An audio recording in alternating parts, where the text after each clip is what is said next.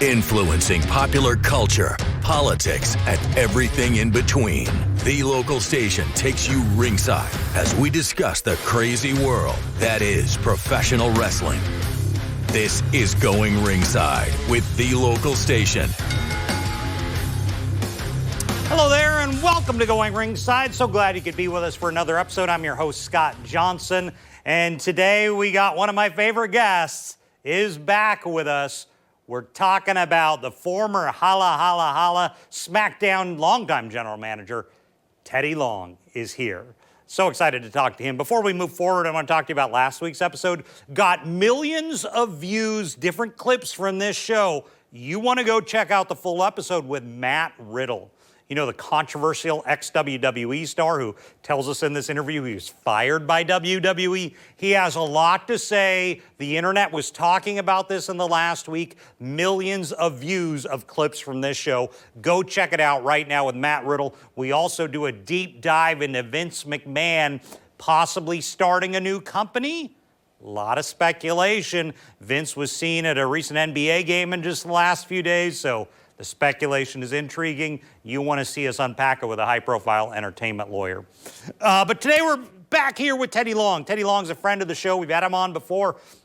He recently joined me as we did the River City Wrestling Con in Florida rollout press conference. I co-hosted with Teddy, but we sat down. We had a lengthy conversation about his history in wrestling, his thoughts on the current state of wrestling, who he likes as a top star, so you want to stay tuned here in just a moment for Teddy. After that, we're going to be joined by a woman named Ira Gali.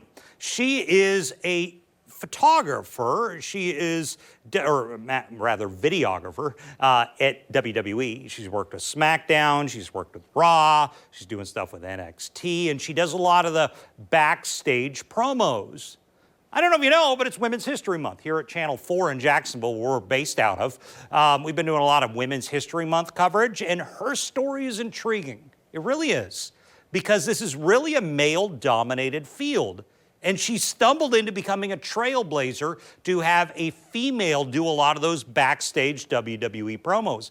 Very intriguing story. We'll bring her in just a little bit. But let's start with the man who likes to tell you either holla, or you're going to go one-on-one with The Undertaker. Here is one of our favorite guests we've had. Here is former general manager for SmackDown, Teddy Long. Well, we're excited to be joined again by the Holla Famer himself. Well, you got that right, player. Thank you for joining us. Teddy Long, nice to see you, sir. Nice to see you again, man. So happy to be back here, you know, getting ready for this big Riverside Wrestling Con coming up in June. It's going to be a deal. So what have you been up to in life? I've just been moving around, doing a lot of indie shows, doing a lot of Comic Cons and stuff. Been doing a lot of work with WWE. Not a whole lot, but, you know, whenever they need me, they call me. So other than that, just staying in the gym, trying to stay alive and stay healthy. So last time you were at WWE, you were telling me it was Royal Rumble. What was the Rumble like this year? Well, the Rumble was really, really good. It was really good, man. I think it's one of the best ones I've ever seen. And Mac and I were talking last night on the podcast, Road Trip After Hours, and he was talking about the excitement. He didn't see WrestleMania being excited this year. And I what's wrong with you? I'm like, yeah. It's more exciting to me than it's ever been, you know, with really the things that are going on now. So, you know, just to be able to be a part of it, man, is good for me. So there's a lot going on in the wrestling world. I want to start with the lead, which is really big right now, Cena's last ride. Cena's pushing toward retirement. What do you think of John Cena finally being done with wrestling? Well, who knows that? You know, I've been hearing that 2 or 3 times he's retired. Ain't nothing happened yet. So I don't know. I mean, if that's what he wants to do and move on into the movie field, you know, and do the same thing The Rock did, then great for him. Congratulations. But just make up your mind, man. Last time we talked, I didn't really ask you much about this. We talked a little about Vicky Guerrero. Yeah. So you were with her closely. I always wondered how she came in. So when Eddie passed away, what was that were you there during that transition to Vicky? How did Vicky get brought in? I don't know how she got brought in. I mean, they must have just called her, you know what I mean, and, you know, thought about bringing her in. Maybe to finish up Eddie's deal or whatever, I'm not sure. But I think it was a good thing and a good move when they did bring Vicky in. Me and her had the greatest times in the world when I was working for her, you know, and everything. So Vicky was just a sweetheart of a person to work with. I love her to death. Was she overwhelmed at first? I mean, she became such an iconic character as the years went by. Well, you know, she didn't take it like some people. She didn't get real all excited or nothing. You know, she remained the same person, came to work every day. Whatever she was asked to do, she did it. And so she just, you know, you would have thought she'd have been real excited or more, but she wasn't. She was just a normal person, just came to work and did her job every day. When she started screaming like the angry mom, excuse me, or the angry wife or girlfriend or whatever you like, well, did you know that you guys had something? No, well, I did. We was at ringside one day, and we was just watching the rehearsals or something, and somebody said something to Vicky, and I know she remember her turning around, and she said, excuse me. And I'm not taking credit for this. Let me get this straight, because some people have put out that I said that I was the reason she used that. No, I am not. She came up with that herself. The only thing I said to her is when I heard it, I'm like, Vicky, you got to say that. That's it. You got to say that. So that was her creation, not mine. So stop lying, haters, and talking about I try to steal Vicky Guerrero's thunder. So I saw you recently on Taker's show. Yeah. How was it sitting down with Mark for a while? Well, great, man. You know, me and Mark go way back, man. You know, I managed him before he was ever the Undertaker. So me and him did NWA days, WCW days. I was there when Mark left and went to Vince and went to New York to work. So just to be back to talk with Taker was a real good time for me. I want to get your opinion on something that involves him. In the last few months, the weirdest thing I've ever seen in wrestling. Undertaker and Kane have Trump on a show. Jim Cornette gets mad about it. Kevin Nash and Mick Foley start endorsing the other candidate. It kind of weird in the wrestling world the last few months. Did you think that was odd that they got so public like that? Well, you know what I did, and Taker will tell you this. When I got there, and I asked him, I said, how did you guys get Trump on the show? You know, like that. And he told me, he said, they called him. They called him. So the Trump people got in touch with them some kind of way, and they called them. So, but I thought it was great to have, you know, the President of the United States on your podcast. You know, that don't happen very often. So I thought it was a great move. And it's been getting a lot of attention to wrestlers. Do you think that's important for the industry, that people at least know that they're still out there? You know what I mean? Yeah, I think it is. You know, it's kind of important that people know everything. You know, I mean, like. You know, to me, I just feel like right now, you know, we're just living in some critical times. Sure. And I really think you need to know everything you need to know now, because maybe it's come down to maybe survival. A couple guys I want to ask you about, because you're mentioning back you did the Skyscrapers with Taker and I think Dan Spivey and eventually Doom. One team they fought, I always wanted your opinion on. Were you around when Road Warriors were there? We worked with the Road Warriors. What were Road Warriors like? They were great. I loved Hawk. Me and Hawk were a little bit more tighter than me and Animal. But I rode with Hawk. Me and him on, you know, several occasions. We rode up and down the roads and stuff. So I never will forget. It's a good story. Me and Hawk was together. We was in Charlotte. We was working with Crockett then, and so we stopped to get gas. And I went in this gas station, and so I was paying for the gas, and so some Mark was in there, and I guess he recognized me, and so he got all feisty, you know, wanted to fight me in the store, you know, so we got into this big argument, and the next thing I know, I look around, Hawk's walked into the store, and Hawk just floors him, just knocks him completely out, and we just walk out the store and we left. Was Hawk like that? Yes, he was. He didn't play. He didn't play? I had a match when I was refereeing. I refereed him and Steve Dr. Death Williams, God rest their souls. And one, I think it was maybe Hawk, I think he potatoed Doc, hit him real hard. So Doc looked at him, and then Doc looked at me, and he grabbed me and he put me in the corner, and he said, you just stay right there, don't you move. And they went at it. They just beat the hell out of each other. Then when they got out of the ring, they went to this little room, and they went in this room and they locked the door. Couldn't nobody get in there, and we could hear them fighting. And when they got through beating up each other, they come on out the room. So you mentioned a lot of them, right? Hawk, Dr. Death. You've got guys like Ron Simmons. You've got Haku. Guys debate it for years. Who do you say toughest wrestler all time is? Golly, man, all them guys tough. Yeah. That's hard, but I would say maybe Haku. Haku? Was he as bad as they say? Oh, I was with him one night. We was right outside of St. Louis, and we was in this bar. And some guys wanted to be big timers, and I think he beat up about 8 of them. Really? In that bar. He cleaned house. I was there. Haku wasn't no joke either. Did they even understand how scary tough he was? They didn't know. They didn't have a clue. Barbarian was the same way. You know, he was dangerous. So Barbarian was dangerous? Oh, I was with him one night, and so he liked to drink. at that time. And so I think he had had a little bit, they tried to cut him off in the bar. So he got hot about that. We was in Baltimore, Maryland. So they put him out of the bar. So as he gets ready to go on the elevator, the elevator door opens up and there's Jimmy Valiant, Boogie Woogie Man. So Barbarian grabs him, throws him out of the elevator on the floor. He gets on the elevator, then he comes back down. Now they've called the police. So they lock the doors, okay? So he's they won't let him out. He took both of his hands, I'm telling you, man, and he grabbed these glass doors and he took them and he pulled them apart just like that. And the police didn't know what to think. They're standing there now like, what do we do with him? His wife come up. Bart, what are you doing? And she slaps him.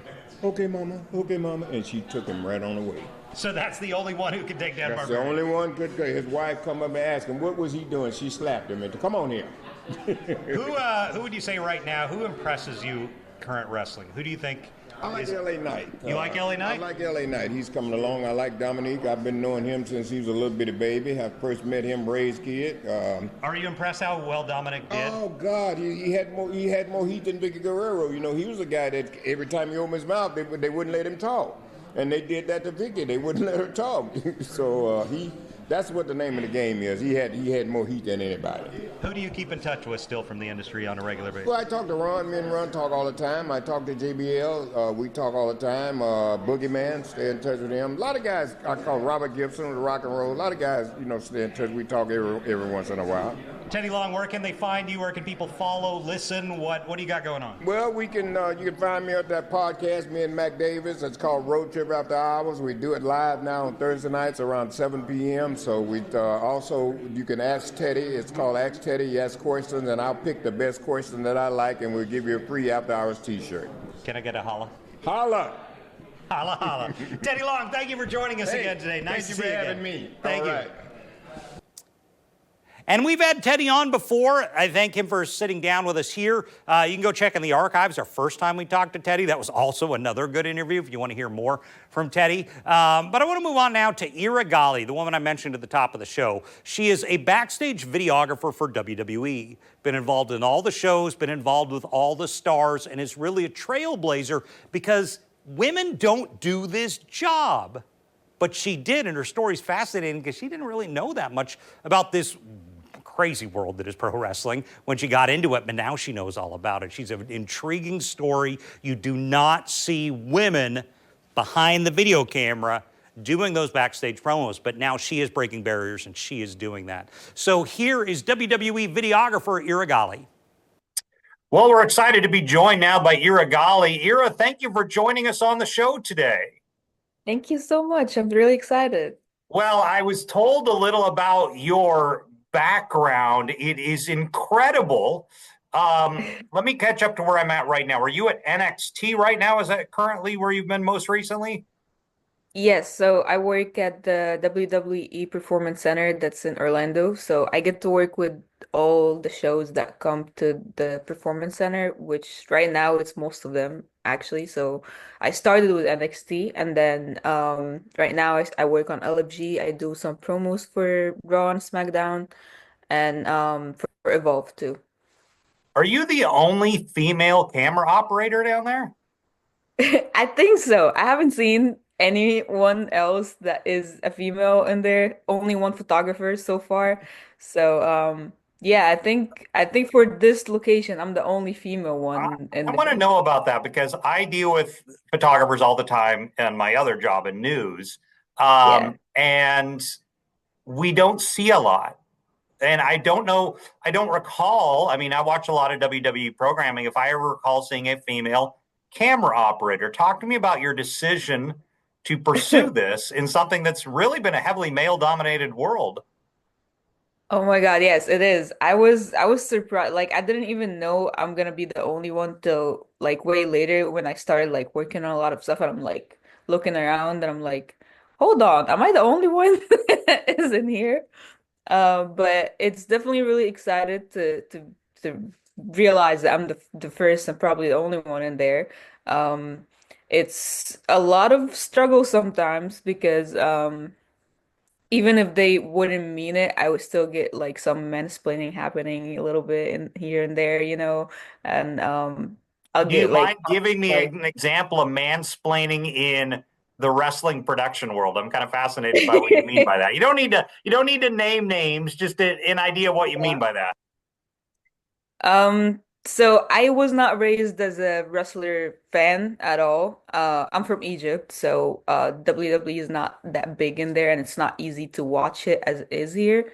It wasn't just on Netflix like it is right now. So if you actually want to watch wrestling, you have to like struggle to get to like what's happening right now. So I wasn't raised watching much of it. My brother used to watch it, so I know a little bit.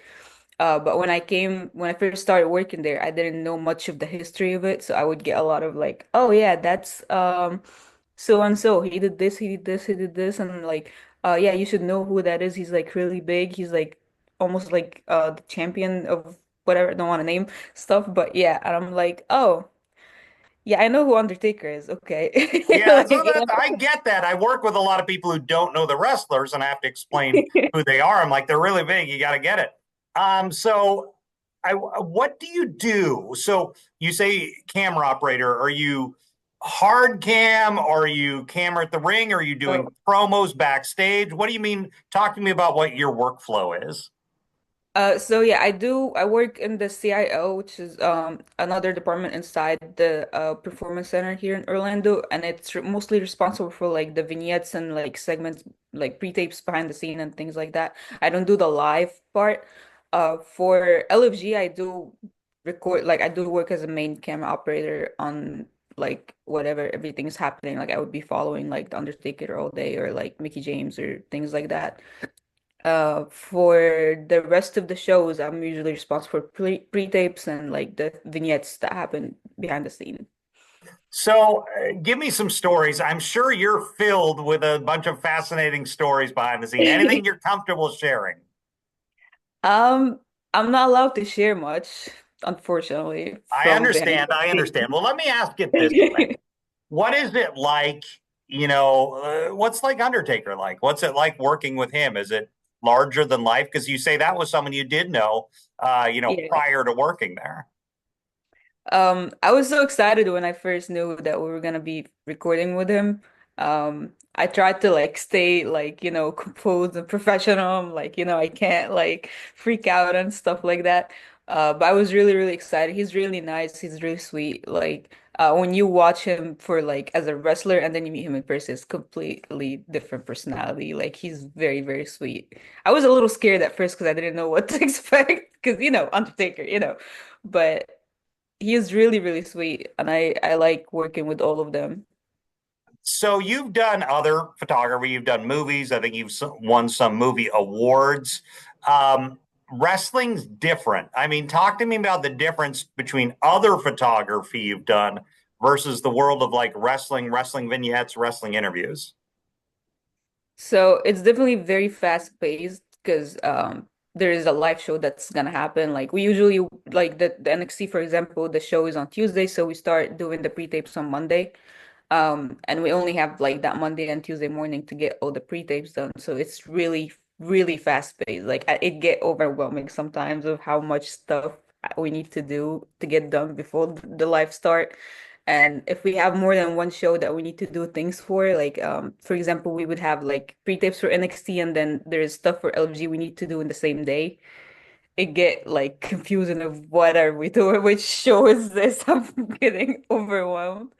What would But you say? So I work with a lot of people who come up and want to be photographers. I was put in touch with you from one of our camera folks here at the Channel 4 at the station I work at. What would you say to women who are interested in photography about your world, working in the world of wrestling? Do you think other women should try this out who want to get behind the camera and go into this world? yes, so I do videography most of the time, not photography. There is only one more female photographer in there that I saw before. I don't think there's any women in the And yes, I want to clarify because I deal with a lot of videographers. Yes, yeah. good point. Videography, not photography. Let's talk Yeah. about videography. That's what I meant. All my camera people would be on me if I said that wrong. No, you're good. Yes, I would want to see way more women working in this industry, not just in wrestling, but in general camera operating for like big organizations like this because we're not much in the world, so I would love for them to be more involved. And I don't see like why there is not enough women in there. I don't see why because the job itself is not like it's not anything that men can do more than us. Like you hold a camera the whole day, point it a direction, start like hit record. Like why there is no more women? Like it's not.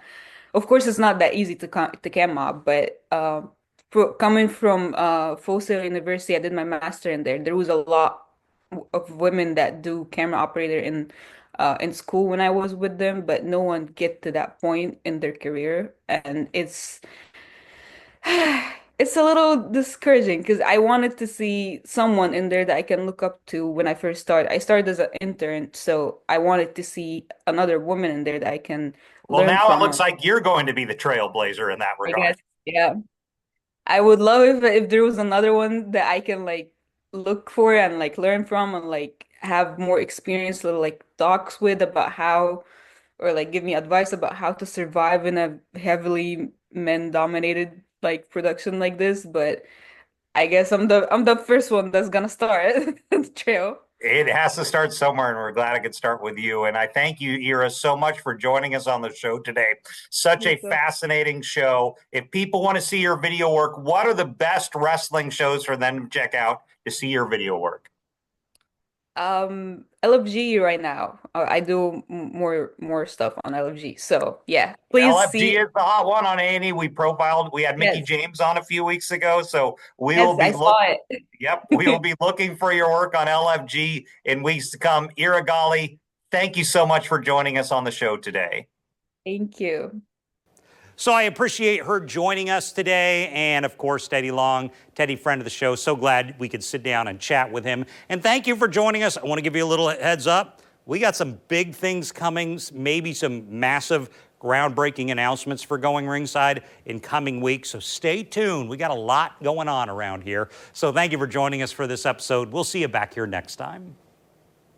This has been Going Ringside with the local station, brought to you every Wednesday on your favorite podcast player, on News 4 Jax Plus, as well as the News 4 Jax YouTube channel.